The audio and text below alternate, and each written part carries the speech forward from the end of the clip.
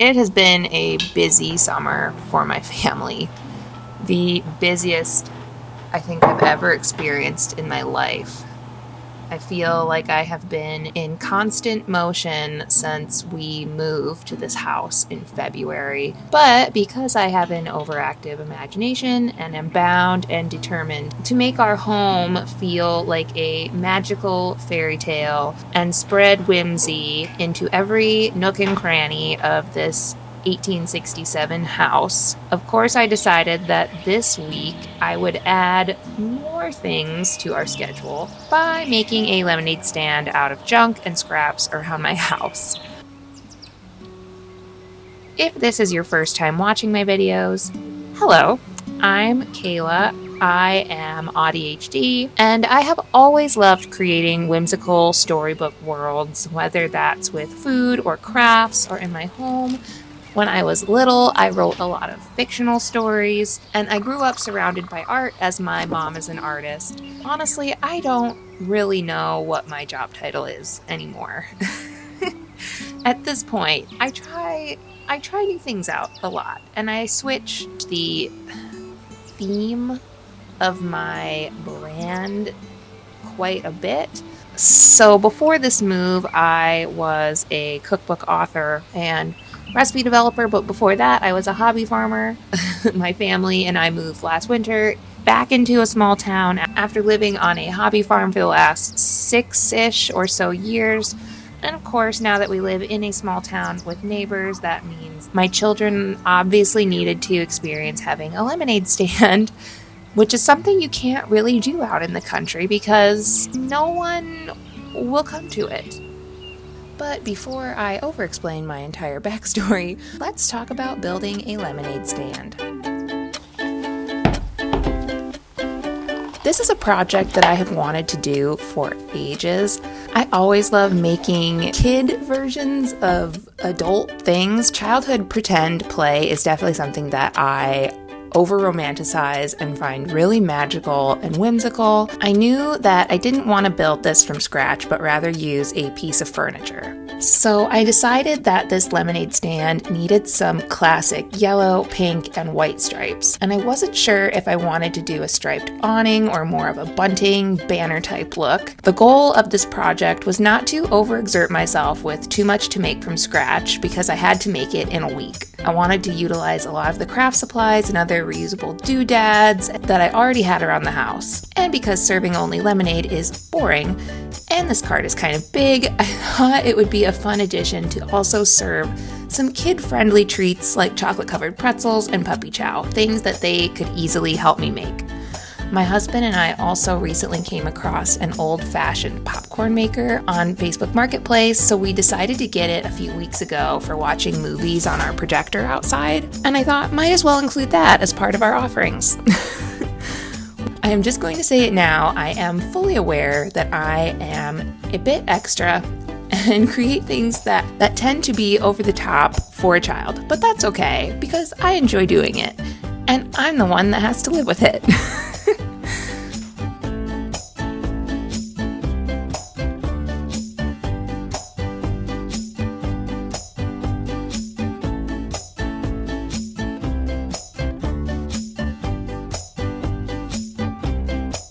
Once I had a visual of what needed to be made, it was time to get to work.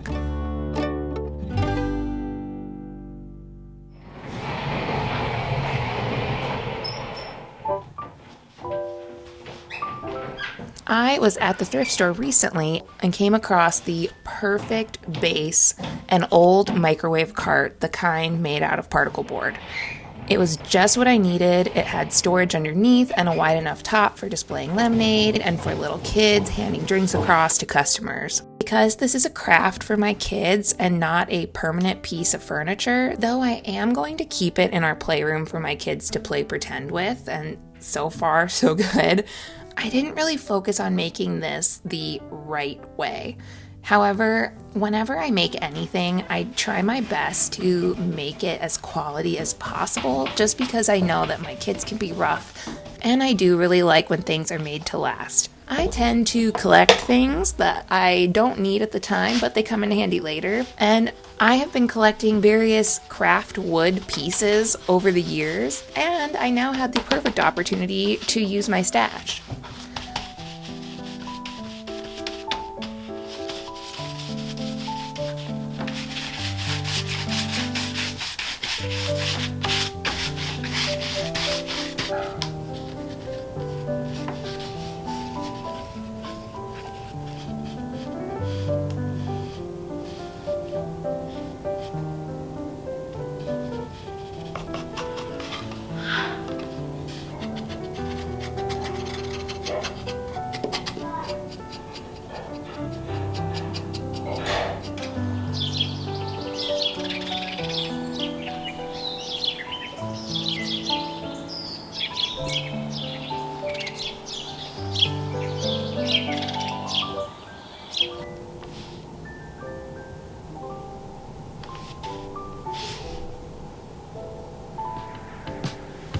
By the evening, the paint was dry enough for me to start adding some yellow stripes to the front. I am using frog tape, which I have found superior over the blue painter's tape. To evenly space the stripes, I am simply just using an extra piece of tape in between each stripe. If you don't already know this, the trick to painting stripes with a clean edge is to paint a coat of the base color over the tape, let it dry, and then paint over the tape again with your contrasting color. Peel the tape off while the paint is still wet, otherwise you can get some fuzzy edges.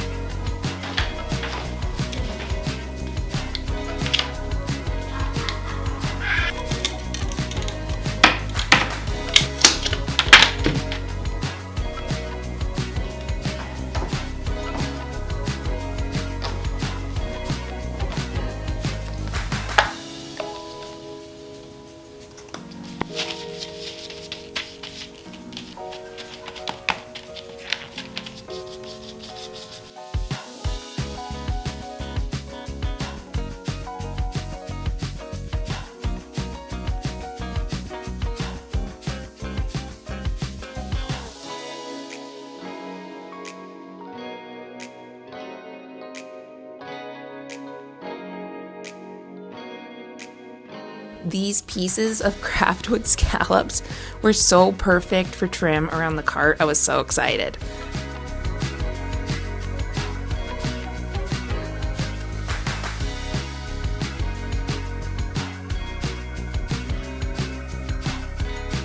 And with that, day one of working on the cart was finished.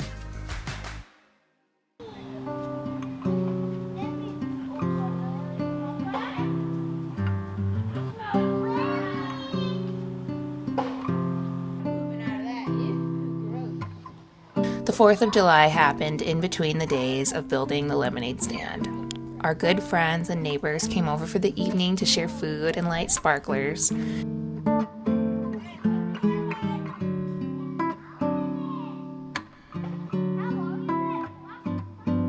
It's just been so nice having my best friend live in the same town as me. Christina's family feels like my own family, so having them this close now really warms my heart. I have just loved watching our kids play together and become friends too. It doesn't always work out that way, and I'm so thankful that it has so far.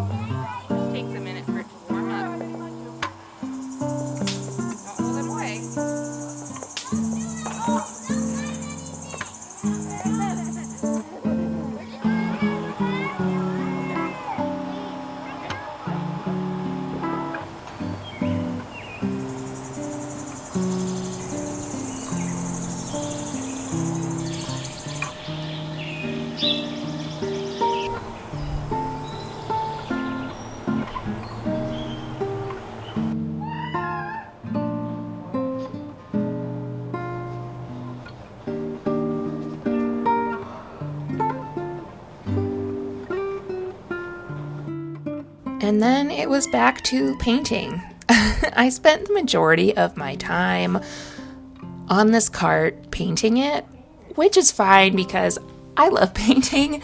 If you haven't seen my most recent videos, you may not know that in the past year, I took a deep liking to paper crafting and scrapbooking my family's memories. It began as a way to document our summer camping trips. And like the good little ADHD girl that I am, that quickly snowballed into me deciding to start an entire little stationery and scrapbook business. It has honestly been the best decision I could have made with everything that has happened in my life in the last year. I cannot even begin to describe how absolutely crazy the last 9 months have been, from finding out about my mom's stage 4 cancer, to moving, to learning that I have fibromyalgia, something I did not expect to ever have, to burnout, to coming to terms with the fact that I don't think I really want to do a cooking business anymore or develop recipes. I'm over it. And I'm really enjoying making these paper goods. And, so far, so good. It's been awesome. And I'll talk more about it later in this video, but I do currently spend a lot of time painting things. So this lemonade stand project was really fun to have something different to paint and put my artwork on a physical object. I found this wood mason jar sign at the craft store, but I have only purchased one. Oh, cute! It looks good. Okay. And I realized that it felt a bit awkward not having one on the other side of the cart. I do tend to like symmetry, and I may or may have not invested in an X-Tool laser cutter. And I was able to utilize that machine to cut myself a second mason jar. Woo! I also decided to make a giant wood lemon and lemon slice so that people knew it was a lemonade stand, of course. I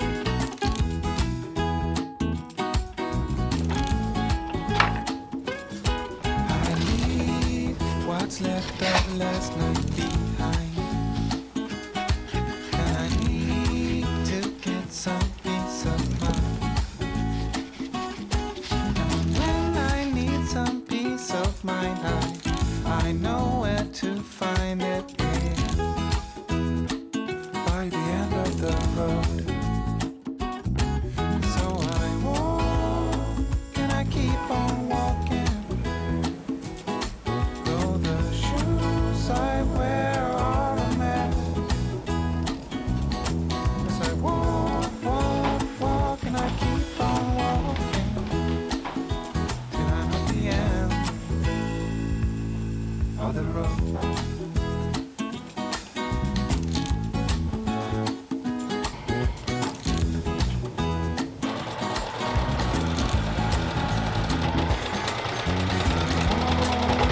Till my feet are hurting.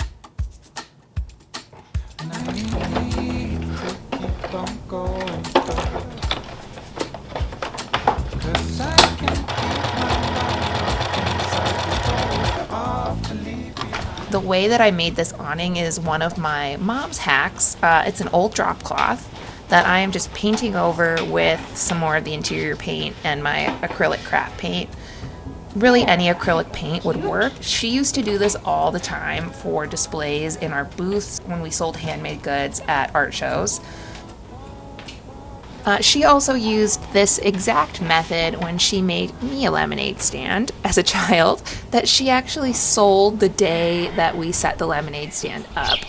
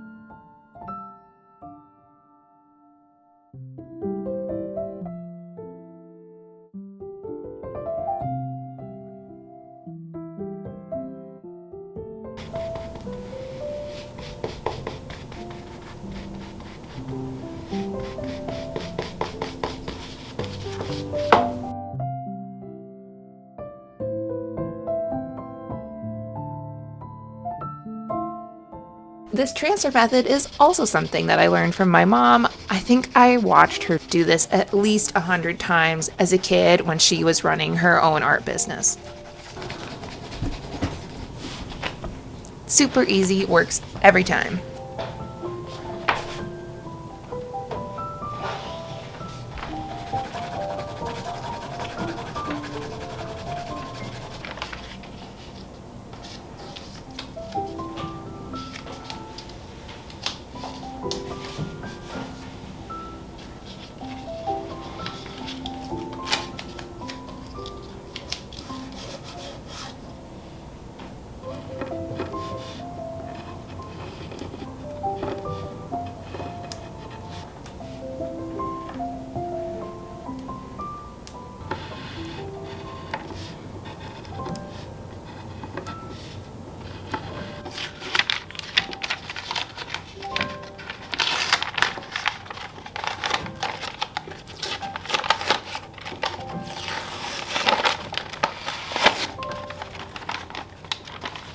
And after a few more days spent painting and making some treats, it was finally time to open.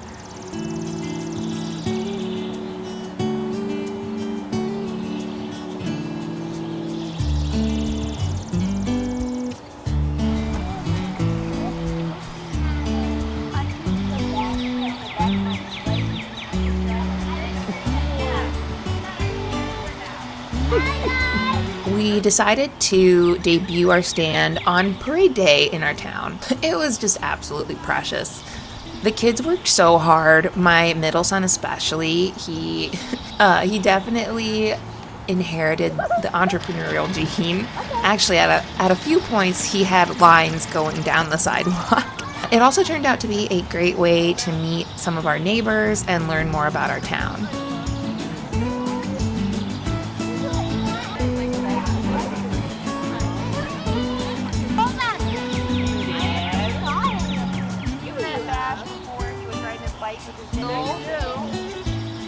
That works. There you go.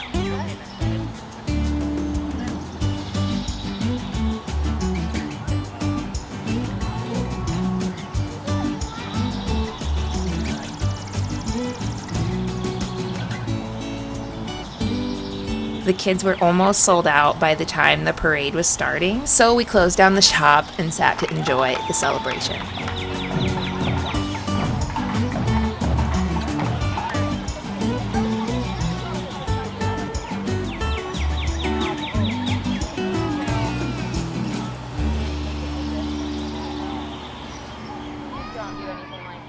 I've been having a lot of flashbacks since we moved.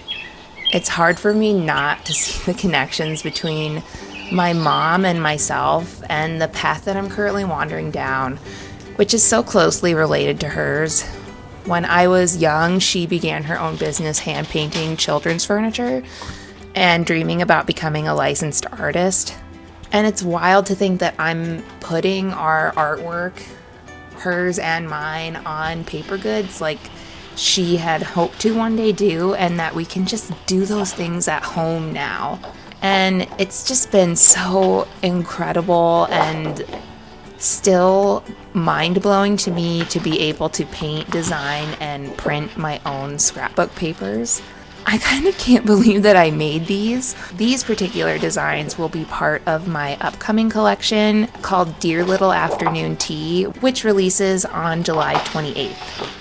This collection has so many fun new handmade products that I can't wait to share with you, like notebooks, planners. I'm learning how to make handmade boxes, so I've got card sets that come in a little handmade box, handmade stamps, and even wearable pins. And it's all made right here in my little art studio.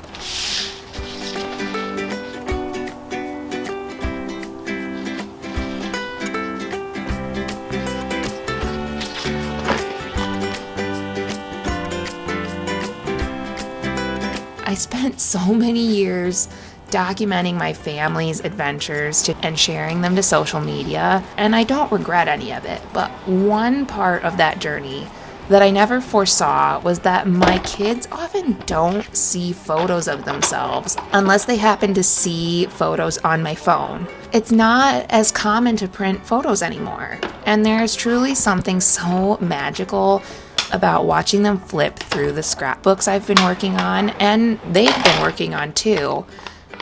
Their faces just light up and they get so excited. The only photos I had of myself growing up were printed, and it's something I didn't even think about until my kids pointed it out to me.